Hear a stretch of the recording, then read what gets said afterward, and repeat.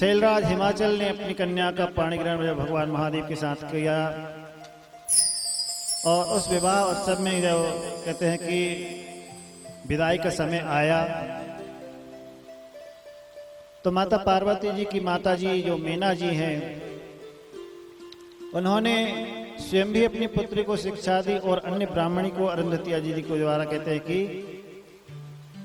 एक नारी धर्म का उपदेश आदर्श स्थापन करने के लिए, यद्यपि पार्वती जी तो स्वयं आद्य शक्ति है, जगत जननी है, उन्हें किसी शिक्षा की आवश्यकता नहीं है, लेकिन एक आदर्श मर्यादा स्थापित करने के लिए कि आगे भी जो इस प्रकार से सांसारिक माताएं जो है अपनी कन्या को विदाई के समय विवाह के बाद में जब वो अपने ससुराल जाए तो उसे अच्छी शिक्षा प्रदान करे, क्योंकि पुत्री को यदि माता पिता अच्छी शिक्षा नहीं देंगे तो पुत्री शायद ससुराल में जाकर के ससुराल वालों को ठीक से सेवा भाव के द्वारा प्रसन्न ना कर सके, अपने आचार विचार के द्वारा उन्हें संतुष्ट ना कर सके, और यदि पुत्री के आचार विचार में व्यवहार में कोई त्रुटि आती है तो माता पिता का ही नहीं, माता पिता के कुल का भी जो है माने की बदनामी होती है। ये माता पिता की जिम्मेदारी होती है। आप लोग रामायण में देखते हैं कि जब भगवान राम का वनवास हो गया, सीता जी उनके साथ में चली गई वनवास, और चित्रकूट में जब महाराज जनक जी आए मिलने के लिए भरत मिलाप के समय, सीता जी को उस वल्कल वेश में देख करके कहा तो राजमहलों में पली पोसी थी, लेकिन उनके उस पतिव्रता का जो धर्म है उसके को देख करके मन में किसी प्रकार की ग्लानि नहीं हुई और बड़े प्रसन्नता से उन्हें कहा कि पुत्री पवित्र किए कुल दो, हे पुत्री तुमने दोनों कुल को पवित्र कर दिया, जिस कुल में तुम पुत्र वधू बनकर आई हो उस कुल को भी, और जिस कुल में तुमने जन्म लिया वह कुल भी। तो माता पिता का कहते कर्तव्य होता है कि माता अपनी कन्या को सुंदर शिक्षा दे और उन्हें कहते हैं कि नारी धर्म का उपदेश करे। यहाँ पर गोस्वामी तुलसीदास जी महाराज वर्णन करते हैं कि माता पार्वती जी को भी मीना जी ने उपदेश दिया। जननी उमा बोली तब लीनी लयो छंग सुंदर सिख दी।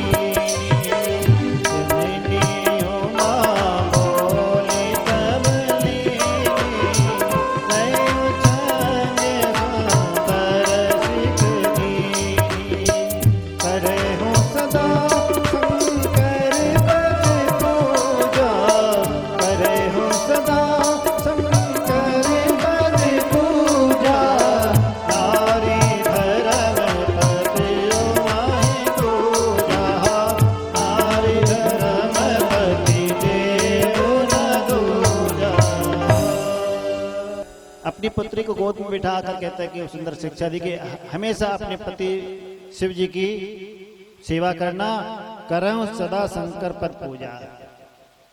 और क्योंकि नारी का जो है कि नारी धर्म का जो है और अन्य कोई देवता नहीं है। शास्त्रों में कहा है पति रेव गुरु स्त्रीणाम, उनके लिए गुरु ही जो है कहता है कि पति ही गुरु होता है, पति रेव गुरु स्त्रीणाम। इसलिए यहाँ पर कहा कि नारी धर्म पति देव न दूजा, अन्य कोई देव होता होती, पति ही उसका देव है। और इसी बात को जो है माता अनसुईया ने भी मानस में सीता जी को उपदेश दिया था। एक ही धर्म एक व्रत नेवा काय बचन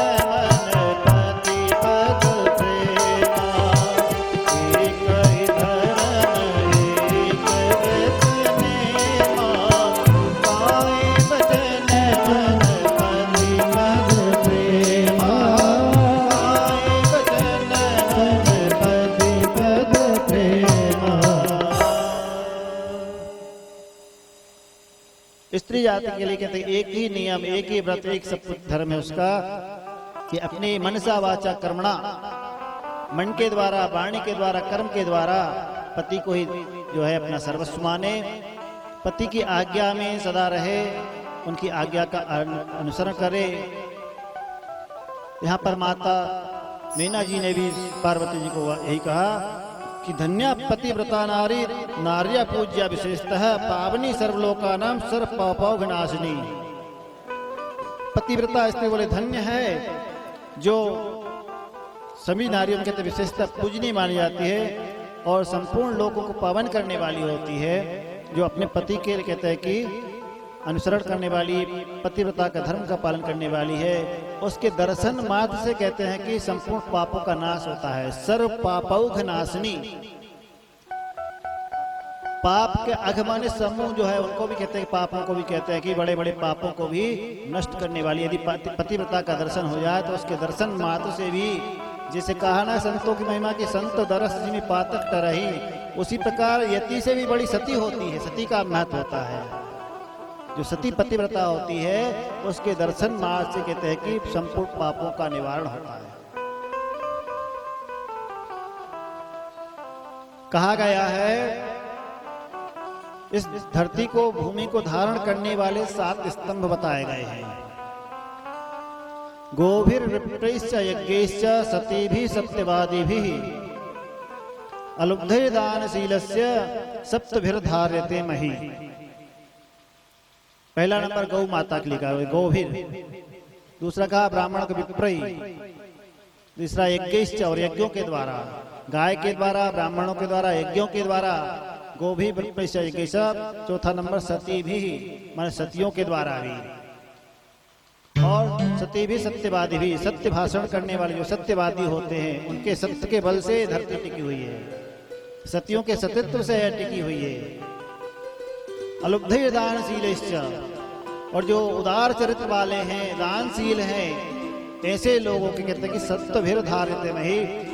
इन 7 स्तंभों के द्वारा यह मही माने पृथ्वी जो है धारण की गई है। जैसे ये पंडाल हम लोग जिसके नीचे बैठे हैं, इसमें कितने सारे पाइप लगाए गए हैं, तब ये पंडाल का हमको छाया मिल रही है। तो इसको धारण करने वाले जो इतने स्तंभ पाइप है, उसी प्रकार भूमि को धारण करने के लिए ये 7 स्तंभ के रूप में है। तो ऐसा सती पतिव्रता का महत्व होता है। इसलिए उसके कहते हैं कि दर्शन मात्र से संपूर्ण पापों का निवारण होता है।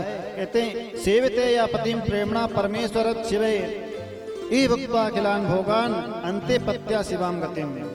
जो कहते हैं कि अपने पति का सेवन करती है, अपने पति की आज्ञा में रहती है, उनके अनुकूल रहती है, वह इसलिए कहते हैं कि भगवान की समान ही अपने पति को परमेश्वर मान करके पूजा सेवा करती है। वह कहते हैं कि इस लोक में भी और परलोक में भी आनंद को प्राप्त करती है। ऐसी पतिव्रता की कहते हैं कि महिमा है। ऐसी जो सती सावित्री है, लोपामुद्रा है, अरुंधति, सांडिल्य, शत्रुपा, अनुसुईया आदि महान महान पतिव्रताएं हुई हैं। इन सबका उदाहरण दे करके और मैना जी ने पार्वती जी को सुंदर शिक्षा प्रदान की कि तुम्हें इन्हीं महान पतिव्रताओं के समान अपना जीवन को आचरण करना है। पति का रूप कल देख करके उनकी आज्ञा में रहें। इस प्रकार से कहते हैं कि पतिव्रता को क्या करना चाहिए, उसके दिनचर्या किस प्रकार से होना चाहिए। तो कहते हैं कि पतिव्रता को चाहिए कि कभी पति का नाम ना ले। अब ये बात आज के समय में सूट ही नहीं होगी। यहाँ पर स्पष्ट कहा पति धर्म के पता के धर्म में कि पत्युर नाम न गृहणीयात कदाचन पतिव्रता। पत्नी है कभी पति का नाम ना ले। और कहते हैं कि वह किसी प्रकार से क्रोधित होकर के, कुपित होकर के किसी प्रकार के दुर्वचन ना कहे, पति के प्रति सदा प्रेम पूर्वक व्यवहार करे, कभी कठोर वचन ना बोले, कर्कश वचन ना बोले। कहते हैं कि एक बार एक पत्नी कहती है पति से कि सुनो जी, आप तो मेरी बात सुनते ही नहीं हो, इस कान से सुनते हो और इस कान से निकाल देते हो, मेरी बात ही कभी नहीं सुनते हो। तो पति ने क्या कहा कि मैं तो इस मुख से बोलता हूँ, आप इस कान से सुनती हो, इस कान से निकाल देता हूँ तुम्हारी बात को, लेकिन तुम तो दोनों कान से सुनती हो और मुख से निकाल देती हो कठोर वचन के रूप में। बोलो राधे राधे। तो इस प्रकार से कभी कठोर वचन ना बोले, पति के अनुकूल वचन बोले। और करम चिदम तिष्ठे न चद्वारे गच्छन निम्न परालये। बहुत देर तक कहते घर के द्वार पर खड़ी ना रहे अनावश्यक रूप से, अपने ही घर के द्वार पर भी अनावश्यक रूप से अधिक समय ना खड़ी रहे। और कहते हैं कि इधर उधर भी ना जाए, अनावश्यक रूप से किसी के घर, पराये घर आदि ना जाए, किसी की बात को लेकर कहते भेदभाव बुद्धि ना रखे। इस प्रकार से पतिव्रता का जो धर्म है वो कहते हैं कि बिना पति की आज्ञा के कोई अनुकूल उसके प्रतिकूल आचरण ना करे। पति के भोजन कर लेने के बाद ही उसका भोजन करे। इस प्रकार से पति की सेवा करे। नारी धर्म का ये उपदेश विस्तार से माता सुनैना जी ने दिया कि चाहे पति जो कैसा भी हो, वृद्ध हो, रोगी हो, जड़ हो, अंधहीन हो, कैसा भी हो, किसी भी अवस्था में उसका तिरस्कार अपमान ना करे। ऐसा जो है माता मीना जी ने अपनी पुत्री को उपदेश किया। और बाद में कहते हैं कि भर्ता ही उसका गुरु है, भर्ता देवो गुरु भर्ता धर्म तीर्थ बतानी चा। और इसका पति ही जो उसके लिए गुरु है, वही उसका कहते हैं कि देव है, और वही उसके लिए तीर्थ व्रत आदि सब कुछ है। नारी धर्म पति देव न दूजा, धर्म न दूजा। तो उसके इस प्रकार से धर्म है, कहते हैं कि और इसी प्रकार से पति की आज्ञा में रहे। विस्तार पूर्वक जो कहते हैं कि यहाँ पर पार्वती जी को पतिव्रता का नारी धर्म का उपदेश प्रदान किया।